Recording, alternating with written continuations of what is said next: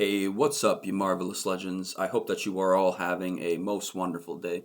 My name is Tyler Adolfo, and in this video I will be reacting to a segment done by Vice News called My Life Living with Bipolar Disorder. Now, for those of you who are new here, I do have a diagnosis of bipolar type 1 with psychotic features. And I was watching a little bit of this video last night, the first few minutes, and I thought to myself, this would be a better video to actually react to, just because right off the bat I could tell there's so much relatability and experience and understanding, and I want to be able to see what these people went through and then kind of talk about the similarities and differences that I had, because bipolar disorder is different for everybody, but there's also common occurrences that are not unique to any one particular individual that are experienced by everybody. And the individuals in this piece were brave enough to share their story, and I thought it'd be an interesting piece for us to explore together and witness. So this is my first time watching. I watched like the first 1.5 minutes is how much I've watched of it. So I've rewinded it from the start so we could watch it from the top together. And just something to consider while watching this is that we are watching this within the backdrop of September Suicide Prevention Month. And people with bipolar disorder are at 30 times greater risk of committing suicide. 1 in 5 patients with bipolar disorder will successfully commit suicide. And so during this month, talking about mental illness, such a taboo topic, we have to strive to really be open and understanding, and to allow empathy to be the guide in our conversations when we talk about these serious topics.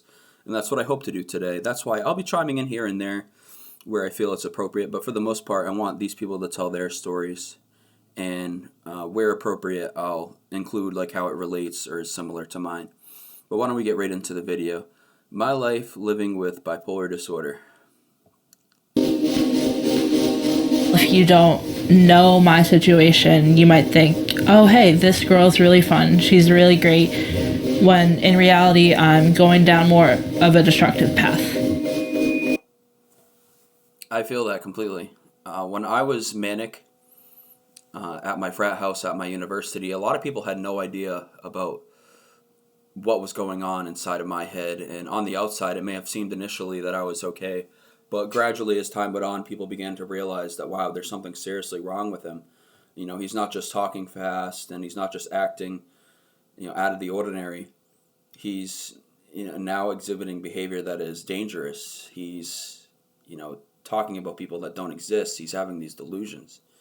It changed very quickly. It just reminds me of that saying, you never judge a book by its cover, right? Logic brain is telling me this will end soon, you'll get out of this, it's just a cycle. And then the emotional side of my brain is like, nothing's ever going to be okay again, you're going to be stuck like this forever, this is the rest of your life. Bipolar disorder comes with a lot of doom and gloom. That's how I've felt in my few years of diagnosis thus far. Having bipolar is like white knuckling every day of your existence. The highs can be really great, and the lows are always very terrifying. During a manic episode, the longest time I've gone without sleep was either 7 or 8 days. A lot of fast talking. That's more than mine. The longest I went out without sleep was 5 days. And that's while I was working on a project for my fraternity social media page. And that project I actually ended up in the New York Times, which is quite amusing, to be honest, that I was actually productive being in that mindset. But yeah, I completely understand where she's coming from. The longest I was awake was for 5 days, so. And grandiose feelings like you're a superhero. When I was in a very deep depressive state, I would just spend a lot of time in bed, not feeling like myself. It is something that is just so oppressive that you literally can do nothing to shake it. I feel bad. There's nothing I could do. I'm helpless as a parent. When I was first diagnosed, I wanted to do it without medication. It turns out that it's very, very difficult. This is a mood stabilizer, an antipsychotic, and an antidepressant. That perfect cocktail of medications that help keep me stable. I'm currently on a medication cocktail of 5 different medications. It switched around from, it started off with just one, of course, and then I stayed at 2 for a while, and then we had a third thrown in, and slowly but surely we've crawled our way up to 5 medications. So I take around it's like 10 to 12 pills a day, something around there. It's not fun. I'm not a fan of swallowing pills, but I do it because it keeps me stable and allows me to wake up another day. My name is Andrea, and I live with bipolar type 1. My name is Alistair, and I live with bipolar type 2.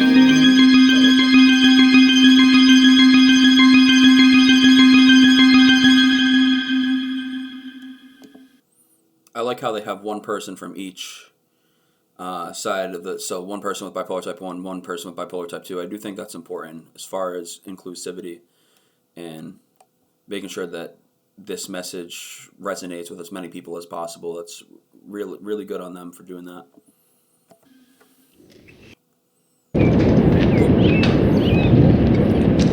I'll mute the ad, skip the ads, pause real quick, unmute, and we are back in business.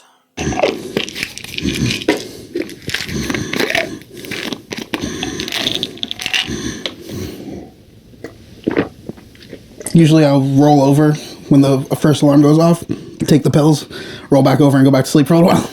I try to take them at the same time every day. Even if I miss like one dose, I start getting this is Effexor. It's the only bipolar medication I take during the day, except for anxiety medication. The first med that I take at night is Zyprexa. It's an antipsychotic and mood stabilizer. And then this is just a vitamin D because I'm super vitamin D deficient. Bipolar is a mental illness, and it's characterized by mood swings that can last anywhere from a week to a couple of months. If you're bipolar type 1, you have a lot more highs and mania than you do lows and depression. And if you're bipolar type 2, you generally have more depression than mania. Personally, I have a rapid cycle, so I can go from one to the next really quickly. It can range from having all the energy in the world to the next day feeling like you can't even get out of bed to go to the bathroom. And I don't want to be bothered. I don't want to hang out with anybody. It feels like everything's closing in around you, and it's impossible to break out of it. I'd say the most frustrating part for me about having bipolar, because it is different for everybody, has been the medication dance. It took years of trial and error to get to a point where I was even somewhat stable. You're trying all these different meds, and you really have to trust your psychiatrist, and you really have to trust in the process. You know, halfway through it, it's very hard to do that. This is exactly the experience that I've been having up to this point, is finding the right combination of medications that not just make you stable, but also enable you to get out of bed and empower you to get out of the house and not be depressed. And the big challenge for me hasn't personally been getting stable. The very first medications I got put on brought me to stability rather quickly, and they worked very effectively in that regard. But they didn't help with depression, and in many cases it felt like they exacerbated my symptoms of depression. And that's the challenge that I'm continuing to have to this day, is finding the right medication concoction and finding the right amounts of milligrams of each that will put me in my best effective state to cope with the depression. It hasn't been easy. Every day is a challenge. Because you're not feeling better, but you're taking all these pills and you're paying all these co-pays, and it feels like it's never going to end. As somebody that's stable, like, I know that at any time one of these meds could stop working and I'm going to have to go through all that all over again. That's scary.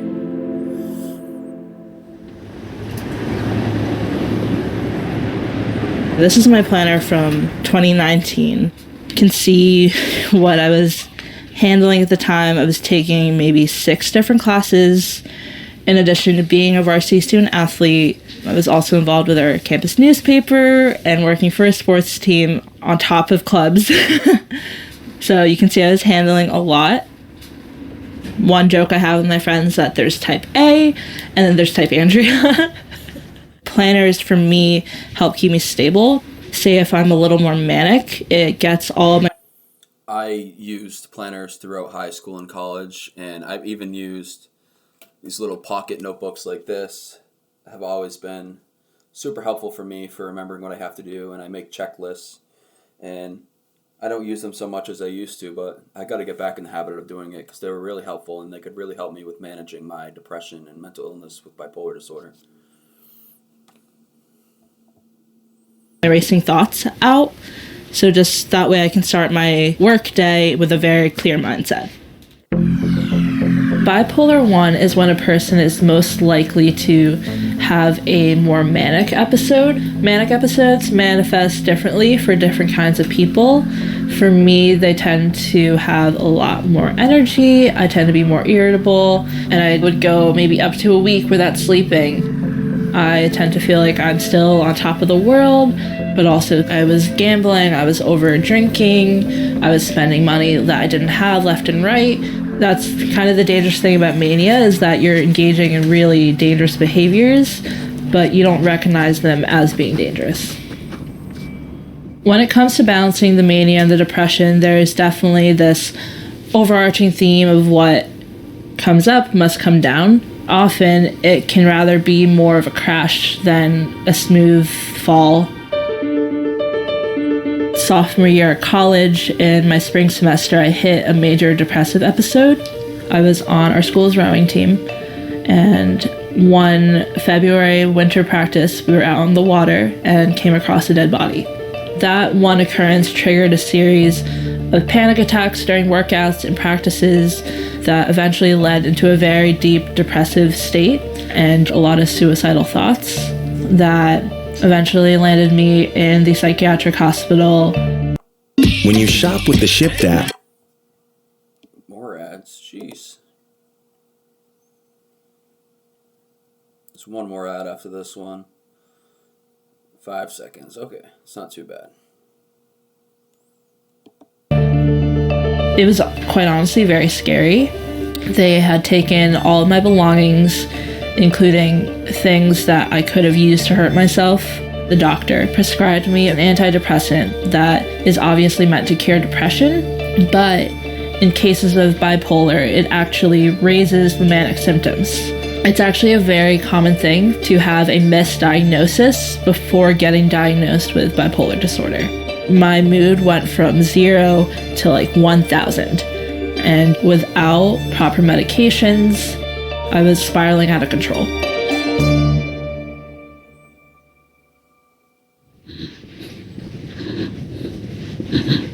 So I think communication is one of the most important parts of recovery. Gian is one of the closest people I have in my life, and he is the owner of Jackson's Automotive. He's known that I've been bipolar pretty much since the jump. I'm very open about it. I don't really hide it from anybody, and he was just like, oh, okay, cool. So that's just something that you deal with. I get excited to come up here because being around somebody that I know will, gets it and that doesn't judge me, and I count myself very lucky. Not a lot of people have that kind of outlet. I'm gonna bang really loud. Is that a problem? No. Okay. Over time, I learned how to help him in different ways by just being there and being a good friend and asking what the right thing to do is in the right situations. Even when he says sometimes like, no, I'm okay, like a couple hours later, it's worth checking in again, being like, all right, you still feeling that? Like, are we still good? And then if it seems like it's like tilting in one way. That's a good friend right there. A very good friend right there. I'll be right back. I just have to let my cat out the room. He'll start meowing like crazy if I don't.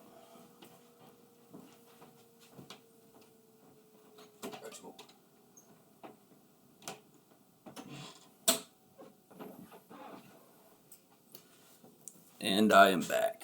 Sorry to keep you waiting. We got to do something about it or hang out or do something. I've dealt with my own anxiety and depression in my lifetime, which is nowhere near the level or magnification of what he deals with, but it definitely makes me a lot softer to it. It's helpful to help other people. You feel better at the end of it. 100%. So as much as I feel like crap, if I can help him and then I see he feels better, I'm like, all right, cool. Yeah, and vice versa. I feel the same way. When we're both having a really tough time, we tend to break stuff, whether it be breaking hockey pucks against the wall out there. We've flipped trucks, we've cut trucks up, we've parked. I've always wanted to do that. Go to like one of those smash rooms where you could just destroy stuff. Sounds like a lot of fun. But I mean, this guy has his own shop, so he could do it anytime. What a great outlet for letting loose. Trucks on top of cars. Parked trucks on top of cars. That was a fun one. It always ends in us being like, hey man, I'm not feeling great today. Like, let's talk about it. So it is constructive as much as it is destructive. See, some of my manic episodes are great because I'll buy hockey tickets and then he's just like, all right, cool, let's go. Yeah, it's not the worst thing.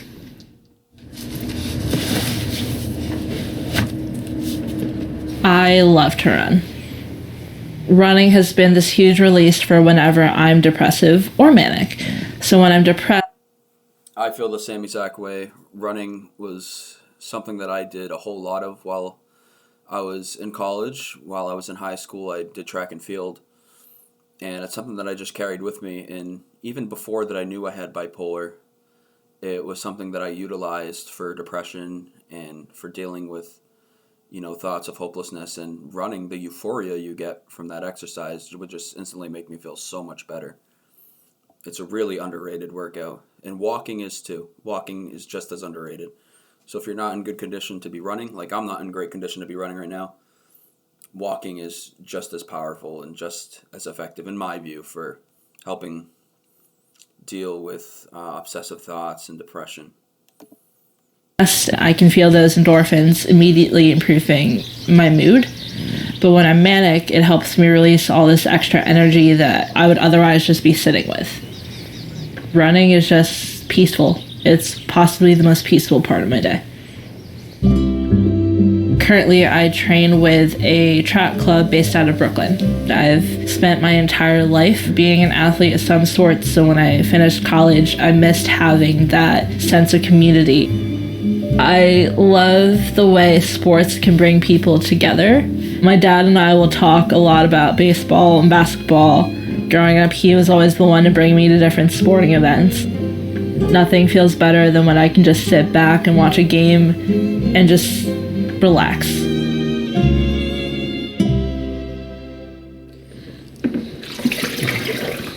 You want to pick one? I want to try that vanilla mocha chunk. Okay.